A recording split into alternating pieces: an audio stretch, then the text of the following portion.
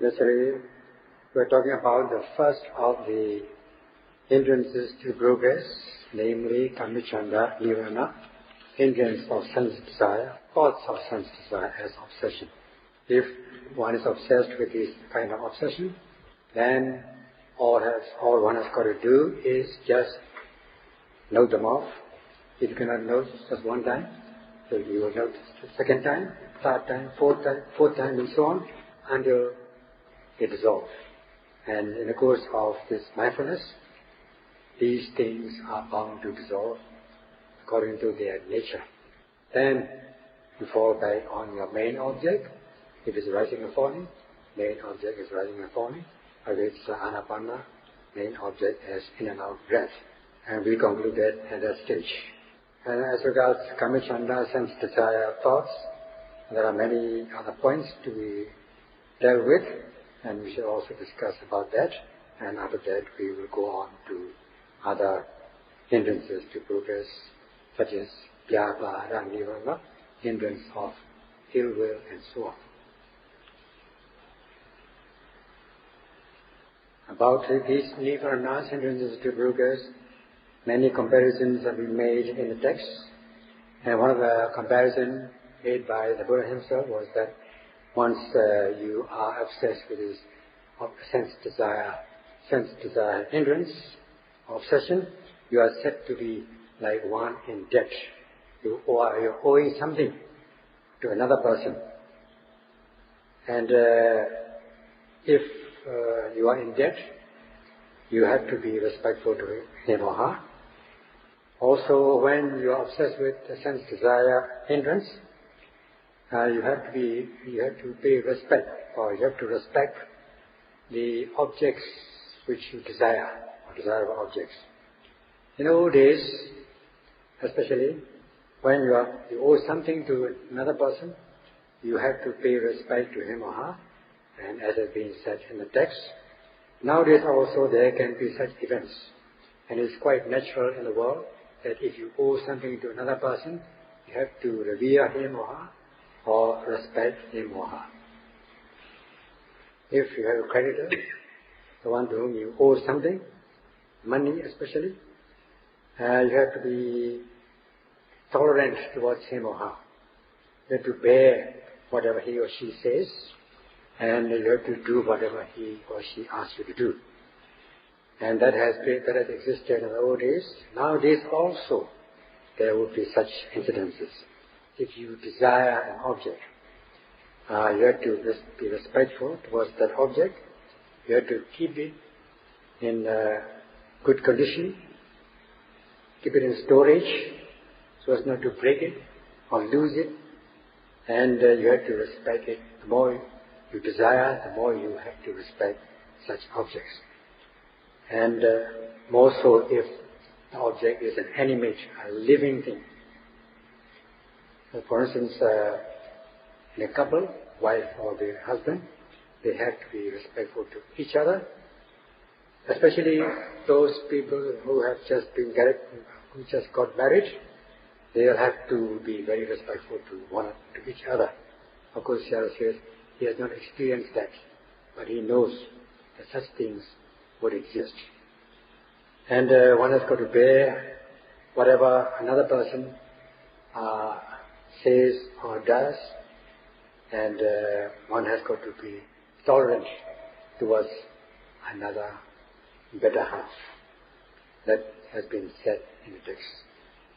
Especially in the course of the practice, in the retreat, if you have thoughts about such obsessions, desiring something, then you have to consider yourself as you are in debt. So, by considering that you are in debt, you owe something to somebody, you've got to note it off so that you will not be in debt anymore. You'll be paying back the debt, so to speak.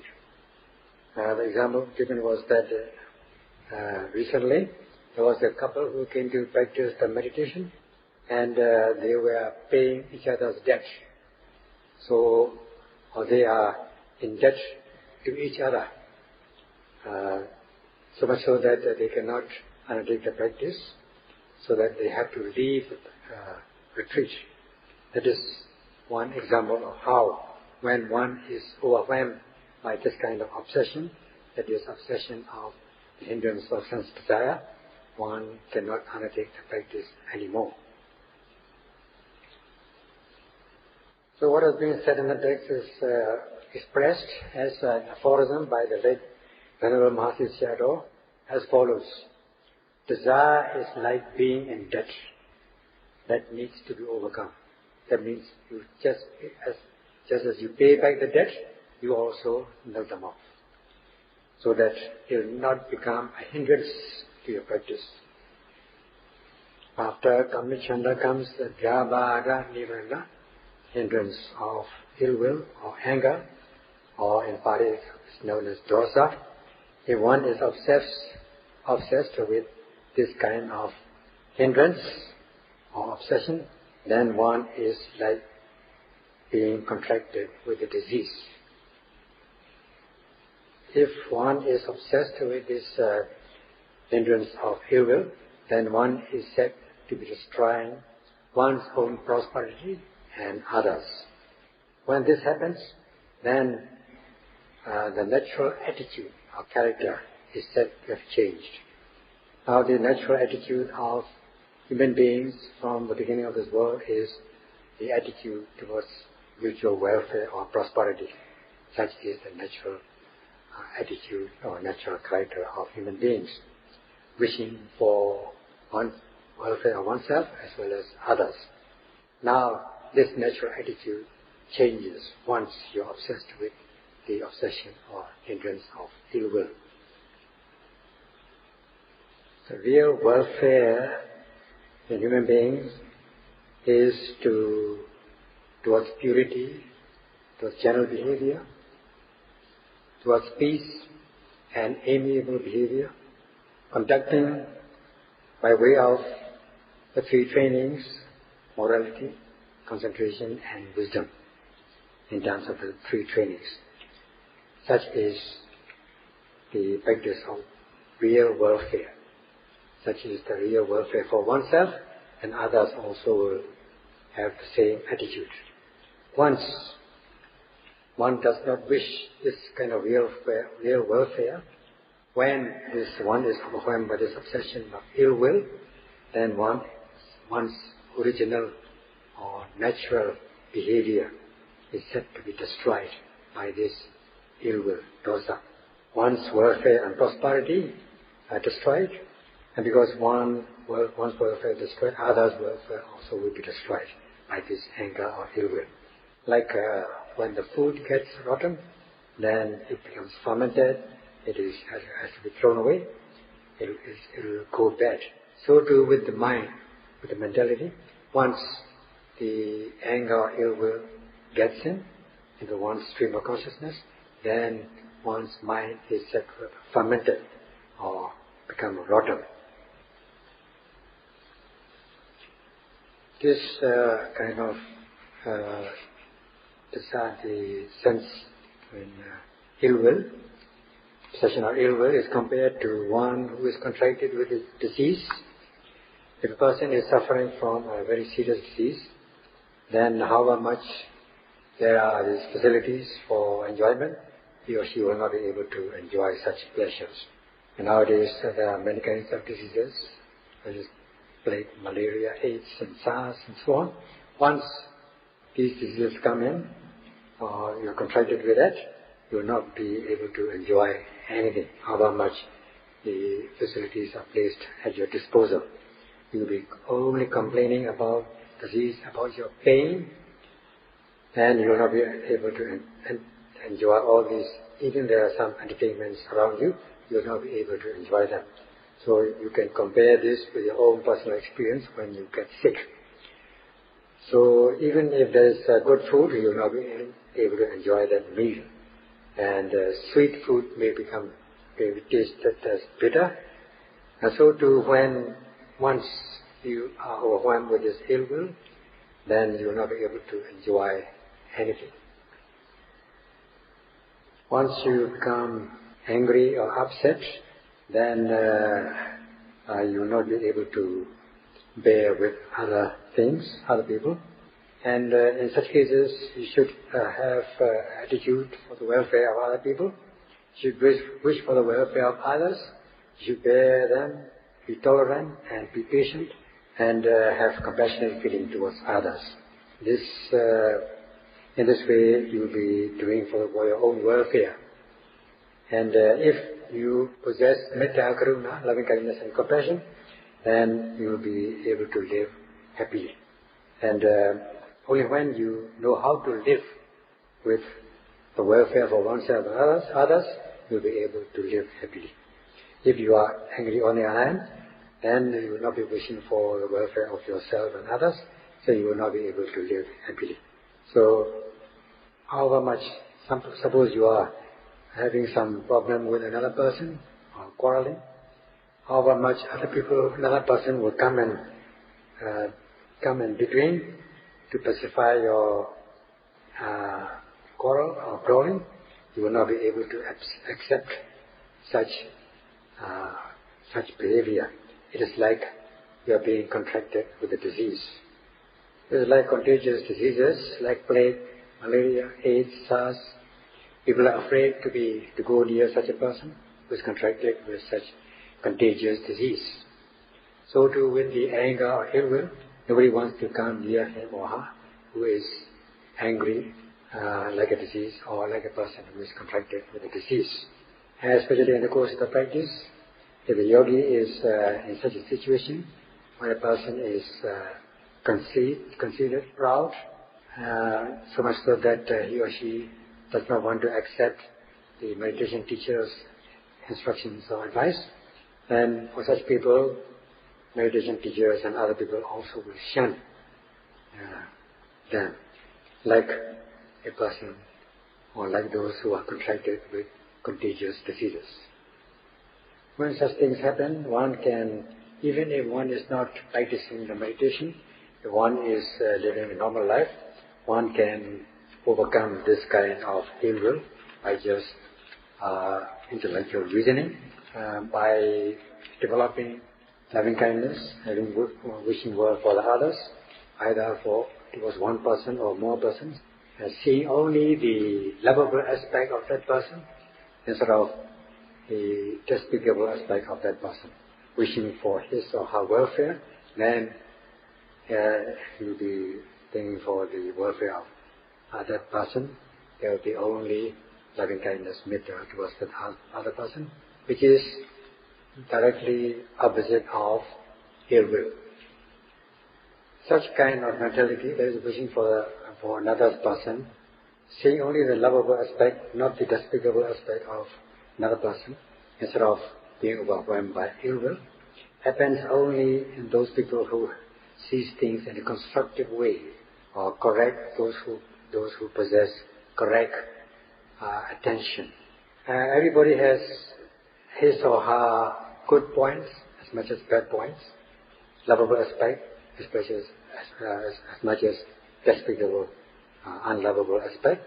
So if you look at the bad aspect of another person, then there will be no end about ill will. But if you look at the lovable aspect of that person, how he or she possesses good aspects, physically, verbally or mentally, if you know how to look at such lovable aspects, then you will be wishing for his or her welfare. Such is the natural characteristic of loving kindness, metta.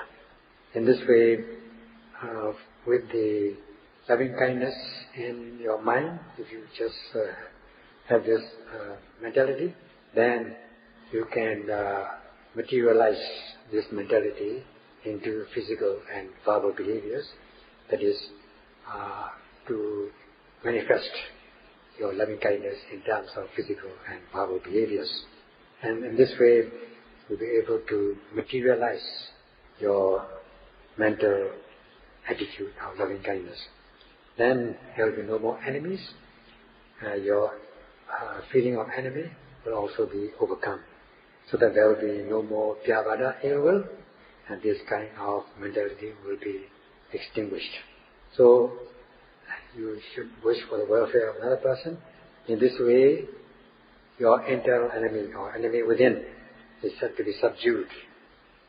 There will be no wrongdoing by indulging in this ill will. So this can be done by means of intellectual reasoning or by the development of loving kindness, metta. Nowadays in international relations there are the differences of opinion. They are all due to this anger because they cannot control this ill will towards each other or one another. Therefore it is better to prevent it from arising, and if it arises, one has got to overcome it either by intellectual reasoning or by mindfulness practice. And when this happens, in the course of the practice, one has got to overcome it in the spirit of, by practicing in the spirit of Satipatthana. That is, when anger or ill will arises in you, all you have to do is just note and overcome. Prevent it from arising, and if it happens, then just note them off. This method of Satipatthana is the easiest in order to overcome, as a means of overcoming this kind of obsession of ill will. Noting if you are angry, just angry, or disappointed, and so on. Just like when a person is suffering from headache in a chronic manner, he or she would keep medicine to cure headache, and whenever she suffers from this headache, he or she would take this medicine out and use it. Then this headache will be gone. So too, when anger arises, the meditator would just note it off so as to overcome it. In this way, after one has overcome this dosa, ill will, one can one can speak or act in a sweet manner. In this way, one has got to know and overcome this ill will. When one is obsessed with this kind of obsession, then after it has gone, you can enter into a smooth relationship with your friends or relatives, and such is for the welfare of yourself and others. So in order to be able to overcome that, the late Venerable Master Sayadaw has given this maxim, or niyama, that ill will is like a disease that needs to be overcome. Overcome means by noting in the spirit of Satipatthana. Then comes the China Meda Nivarana, a third hindrance to progress, namely sloth and torpor. That is the sluggishness of mind and mental states. As regards the first one, sloth, China, it means lack of exhaustion in the practice of high-level discipline on the way of mindfulness in order to uplift your mind and insight. And in the case of the Meda, torpor, it means that although you start exerting your energy, very soon you get exhausted. The mind becomes very slimy and cohesive, like butter or something, which solidifies on cooling. So when you are trying to uplift yourself with the practice of Satipatthana, you have to be most energetic in the practice. Instead, if you are sluggish, if you are lax or slack, then it amounts to being overcome by this obsession of the hindrance of sloth and torpor. In such wholesome actions like generosity, giving, dana, and giving service, you should be energetic. Instead of being energetic, you are sluggish. Such kind of obsession is known as Chinameda, sloth and torpor. And also in the reflection of Buddha's quality, you are not energetic, you are sluggish. And also in listening to the talks, if you are not interested, not keen, then also this can amount to being overcome by sloth and torpor. And in the practice of meditation also, if you are slack, lackluster, behaving like a patient who does not want to eat or drink anything, you are not getting interested, you're losing interest in the practice. Such kind of thing are known as Chinameda, sloth and torpor. And once you are overcome by this obsession of Paṇḍitā Sayadaw, you are compared to the text as being like a person who is locked up, or locked up in a prison. This is how one is compared to a person who has been locked up due to having committed any crime, like a criminal being jailed. So when one is locked up in this way, even if there are some entertainments outside, he or she will not be able to enjoy such entertainments. However much people talk about it, he or she will not be able to listen to such things, because he or she is lazy, sluggish. And in the practice of meditation, also in listening to the talks, he or she is not interested, he is not keen, even if he or she is practicing or listening. At that time, there's no wakeful, he or she is not wakeful in the practice, he or she is not diligent in the practice of meditation. Although somebody will come and talk about the good things of the practice of Dhamma, he or she will not be able to listen to it and enjoy such delight of the Dhamma. The reason lies in his or her being sloth and torpor, lack of interest, lackluster, being slack and lackadaisical. So the Buddha has said that when one is going to practice this high-level discipline of the way of mindfulness in order to uplift or develop the mind and insight, especially when one is beginning to undertake the practice, one should be energetic and be able to apply ardent energy, such is given as Paṇḍitā, without being sluggish or slack. So if one is overcome by this sloth and torpor, then one will not be able to undertake the practice at all in order to develop the mind and insight.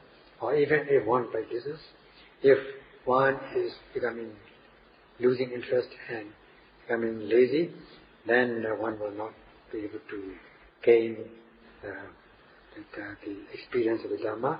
Hence, this sloth and torpor is given as the close internal enemy within. And if one is not able to overcome that, one will lose one's practice, and one will not be able to gain insight as required.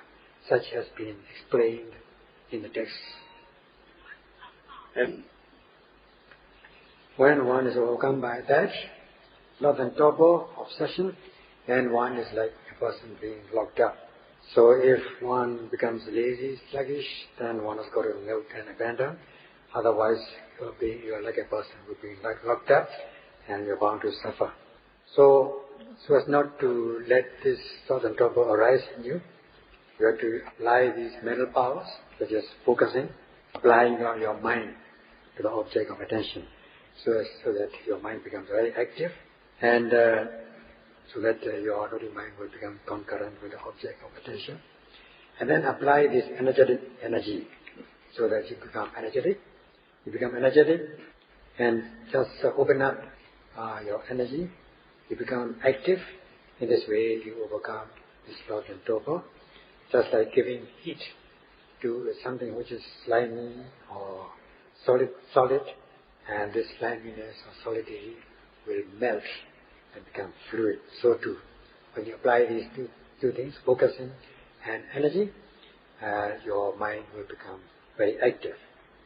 Adapa Dhamma, that means the ardent energy, which needs to be applied in order not to allow these sloth and torpor to enter your stream of consciousness. If at all they enter your stream of consciousness, all you have to do is just overcome it. Hence the maxim given by the late Venerable Master Sayadaw, sloth and torpor are like being locked up, that need to be overcome by means of Satipatthana. We stop here.